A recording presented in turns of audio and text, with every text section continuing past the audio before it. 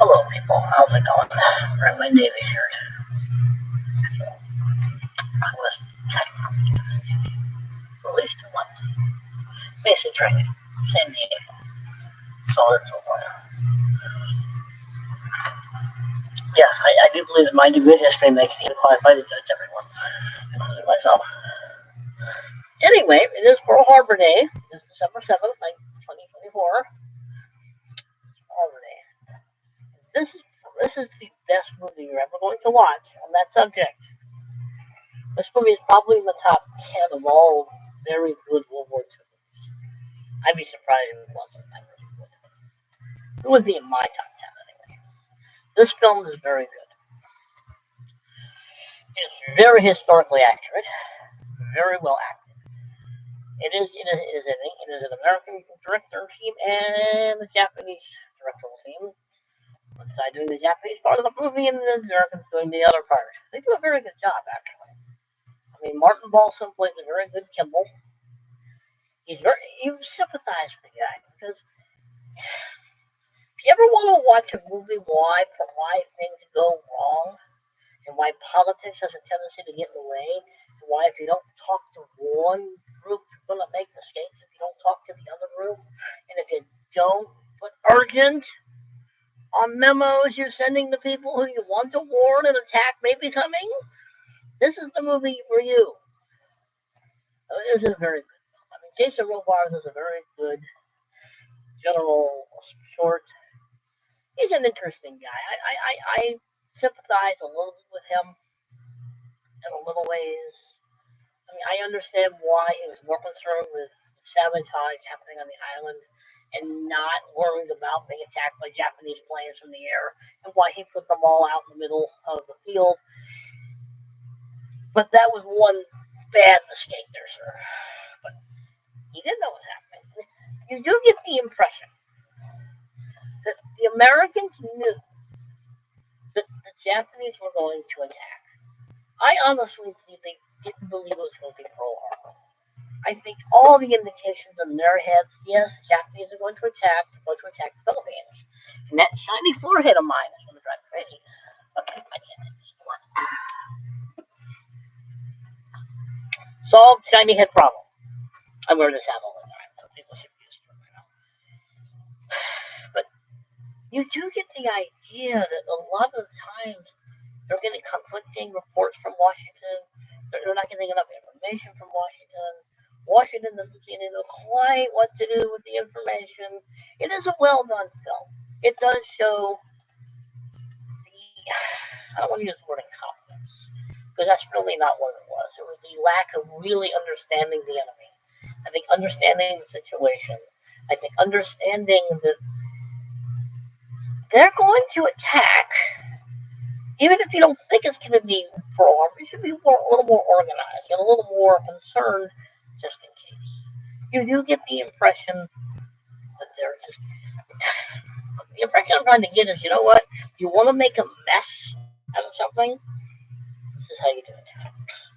And that's probably not really fair because I watch Kimmel and I like you do feel sorry for the guy. He doesn't get it's not right that he gets judged for everything that ever happened. He did everything he could with the information he had and with what he had and everything else. And I'm serious. If you aren't going to send them messages that the Japanese might actually attack where you are, possibly, put urgent on the envelope. Don't just send it as an ordinary message because they're not going to get it on time. They're not. I mean, the Japanese are portrayed in. I would say they're probably portrayed far more realistically and far more believably in this film than a lot of things about the subject. I mean, this movie is a bazillion times better than Pearl Harbor in every aspect. Oh, that was terrible. I mean, the actual attack in this film is filmed very well. This movie, by the way, has a commentary. Watch the commentary. It will tell you a lot of information. It will give you a lot of inside information. It will certainly give you a lot of the backstory, certainly a lot of behind the scenes stuff. I mean, it has a commentary by director Richard Fleischer. Japanese film historian Stuart Gallagher, the fourth, two historical documentaries, an AMC backstory for Tora Tora, behind the scenes still galleries, 10 Fox Movie Channel news features, and a regional trailer, and of course the movie. As I keep saying, Richard Anderson is in this film. I don't know enough about his character. His real. I really should just do what I had planned to do. But it is a good movie. It is 2.5 hours. It's not a short film. It is 2.5 hours long. 1970s, by the way. It did win for best special effects. Not special effects. Something like that. Oh, just a minute. Just a minute. Well, it did win. It did win an Academy Award. I just want to make sure I get it correct. Was it? Okay, there we go. Ford was nominated for 5 Oscars at the 43rd Academy Awards, including Best Cinematography and Best Film Editing, winning for Best Visual Effects. That was also the same year that a certain George C. Scott decided to play a certain George S. Patton Jr. And you know what film won that year? Patton. But I want to go through the cast. Okay, Joseph Cotton plays Secretary Henry Simpson, Secretary of War. He does a pretty decent job. George McCready, Secretary Gordon Hall, Secretary of State. Okay, I'm going to go through all the ones who actually were based on historical characters. It's Leon Ames, Secretary Frank Knox, Secretary of the Navy. Let's see. Martin Balsam, Admiral Husband E. Kimmel, Commander-in-Chief of the U.S. Pacific Fleet. He does a good job. You do sympathize. I keep saying that because you do. You begin to realize this guy's in a no-win scenario after it happens. They're going to blame him. Yes, there were probably some things he could have done, but he didn't have the information to say what was coming. I mean, well, cluster F, you know what, was what this was all about. It really was.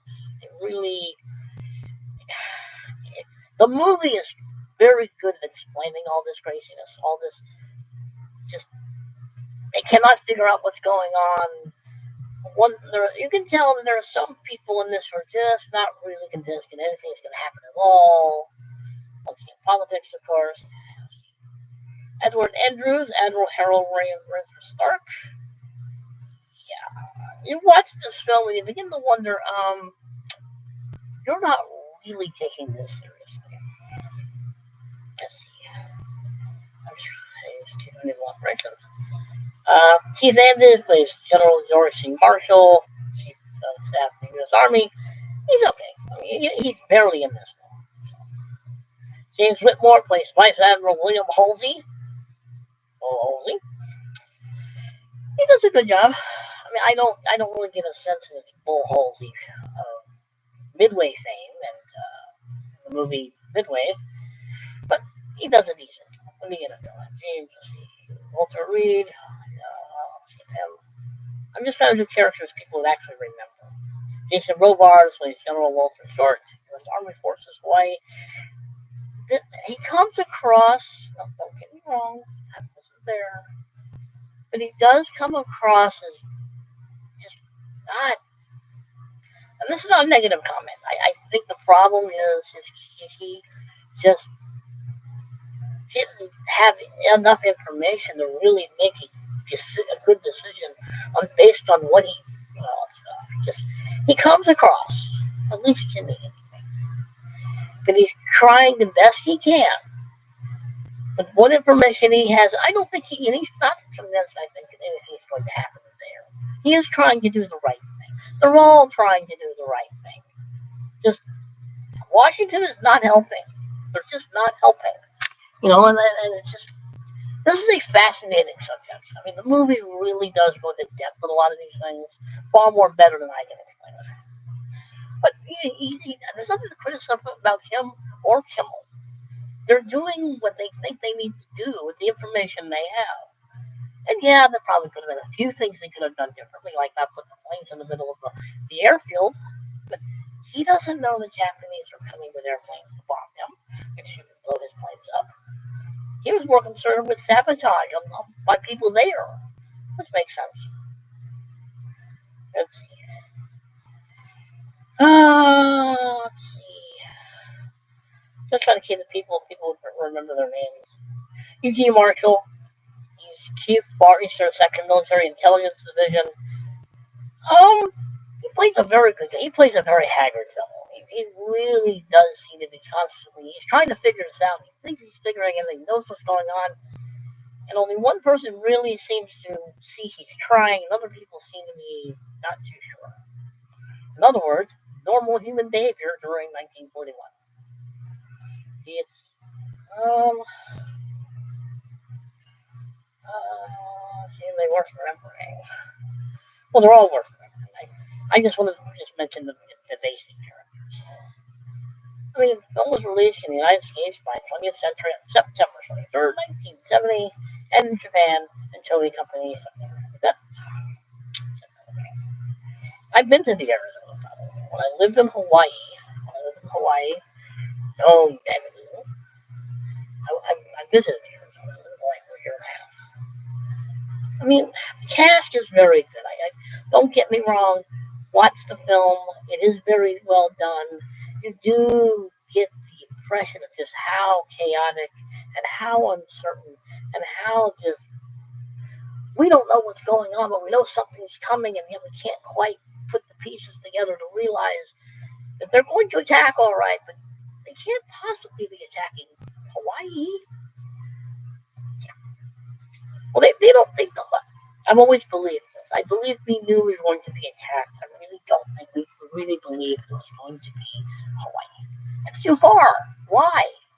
But it would make sense to attack the Navy because even Yamamoto realized I can win this war up until a year. After that, I have no idea how we can win this war. The Japanese are portrayed very sympathetically. They're portrayed as I think they really would have acted in the beginning of the war. I don't see any stereotypes. Not really. I mean, I like this film. This film is very good. This movie is very excellent. But I mean, it has a lot of good scenes. It has a lot of good battle scenes. It has a lot of you know diplomacy scenes. You can tell that they're trying to figure out what the Japanese are up to, and they can't. The Japanese, being the Japanese, are not showing their hand. And they do show the fact that the Japanese actually attacked an hour after or before the fact of them declaring war on the United States. Which really was why it became a thing of infamy. Which is why it was such an atrocious act on their part in our minds. Because they attacked without a declaration of war. But it also shows you why. A lot of translations took a long time. A lot of typing things out took a long time. I mean, there are characters you would recognize, but they're so briefly in this film. I mean, Tojo's in this film, and he's barely in it. You get the impression, yeah, this is Tojo, and if you know anything about him, you know what happens. It's like Nagumo, he's in this film, and you know what happens. His character is done very well. He's very stoic, I should say that. Some of the other major characters in the Japanese side, they're done very well, but you kind of wish that you knew a little bit more about them, maybe. I certainly did. I mean, I found the movie good. I like this one. Most historians rate this film very highly, and there's very little in this movie that's inaccurate. So when the Japanese are going over the mountain and you see that white cross in the back, it shouldn't be there. That's a monument to the attack on Pearl Harbor. So that's a discrepancy, unless they've gone back and gone forward in time. But that shouldn't be there. The attack on the Arizona is shown. By the way, excellent book. Excellent book on the history of the Arizona, from the beginning to the end. It's a very good book. Another good book I would recommend, of course, the most famous, is The Day in Infamy by Walter Lord. Another good book. I don't have the other good one, which is Thank Dawn You Slept. This is also a very good book of Pearl Harbor. There are a lot of other books in here I could have gotten about Japan and Yamamoto. Hiroshima, the Emperor. Always butcher those poor names. But I like this. I like the character study. I like the fact how well this is done. But you get a sense of the confusion of those early months. You get the sense of nobody really understands what's coming or going. It's like they know it's coming, but they it is a cat and mouse game. It really is. You can tell the frustration a lot of them are having. You can tell this. It's a great movie. And I'm just keep saying that. It is a very good film. It is a very, very good film. Far better than an awful Michael Bay, Pearl Harbor soundtrack. Oh, no love story. Yay! No love story. Thank goodness. But yeah, I mean, I wish there were a few more scenes with Richard Anderson's character. At least you could flesh him out a little bit, understand him. Because he's barely in this film. I mean, Richard Anderson is barely in this film. You don't get a sense of who he is. With the Ray Gibson Robards character, you get an idea who he is. The Mark Balsam character, you get an idea who he is. You even get a good idea of who some of the Japanese people are, Japanese characters are. But the Richard Anderson one, you really don't. I wish, well, it would. Supposedly, this film was supposed to be 4 hours long, originally. That's how much film they had done, about 4 hours of it. This movie's about 2.5 hours, and it's worth every minute of it. But you do get an understanding of what it must have been like. And the confusion, the uncertainty, the frustration, the incompetence, the trying to do the right thing and end up doing the wrong thing. People not listening to people who probably they should have listened to. But I would give this film a 10. Whoever that person is keeps coming on, say something. Ask me a question. I won't buy you from this. I'm a nice guy. I'll come from my Navy shirt. I was in the Navy briefly, very briefly, like 2 months. This was a year before the Tiananmen Square event, by the way. We watched the commentary. I love commentary. The commentary goes into detail about the actors, and it goes detail about the production and all the ins and outs and all the stuff behind the scenes stuff. It details a lot of the action sequences, explains a lot of it, tells a lot of interesting stories. This was actually a property, I believe, of the veteran of this. Inside, we have John McDonald. So I'm assuming this was John McDonald who owned this thing in Sherwood, Illinois. Sherwood.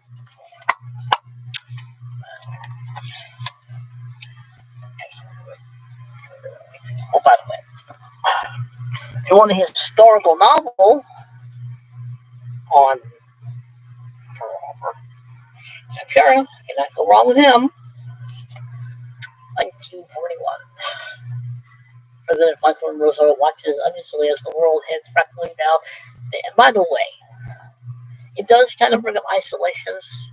Not really. I mean, there were isolations in the government. There were isolations. You do get that impression of at least a few of the other people that G. Marshall has to interact with. But most of the country was busy getting that impression. I mean, we were isolations up for not all of us. Roosevelt knew what was coming. I think a lot of people did. Roosevelt watches it easily as the world heads rapidly down the dangerous path. Tensions grow when the Japanese will wage an aggressive campaign against China, align themselves with Hitler's Germany and Mussolini's Italy. There's increasing pressure in Washington to transfer America's powerful fleet of warships from Hawaii to the Atlantic to join the fight. But despite concerns about weakening the Pacific fleet, no one believes the base of Pearl Harbor is under any threat. And they didn't. It's too far. It would make no sense. It made no sense to the Americans. It made perfectly good sense to the Japanese. Hey, their fleet is sitting right there. Let's wipe them out if we can, and hopefully the carriers. If they had destroyed the carriers, the war probably would have taken longer, and we might have lost. Told through the eyes of widely diverse characters, the story looks and that all sides of the drama and puts the reader squarely in the middle. In Washington, Secretary of State Cardinal Hall must balance his own concerns between President Roosevelt and the Japanese ambassador.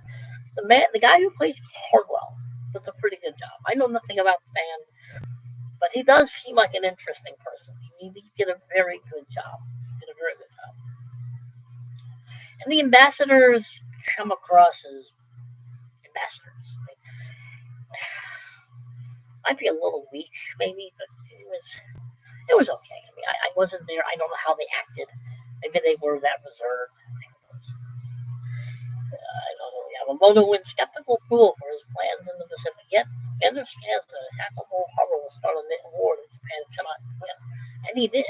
He knew that unless they could cripple the United States Navy permanently, they were going to lose this war after about a year. And he knew this. And he understands the attack on Pearl Harbor will start a war that Japan cannot win. But in Hawaii, Commander Joseph Rector goes radio signals to detect the location. I don't know who this person is. Unless it's the G. Marshall character. They just turned him into him. That's possible. Blah, blah, blah. I haven't read this book. It's Michael Sharon. Michael Sharon writes pretty good history books. Historical fiction, I should say. His historical fiction is pretty good. He's a good writer. But again, A+, must read. I might have to start wearing the hat more often, only because I might need a haircut. I need to get a haircut. I look like a hippie. But anyway, very good movie. Very excellent film. Despite the fact that those are not really zeros, they painted them that way. There aren't any zeros left when they made this film. I think the commentary tells you where they got the plans. Watch the commentary. The commentary is really cool. Excellent film. Anyway, thank you for watching.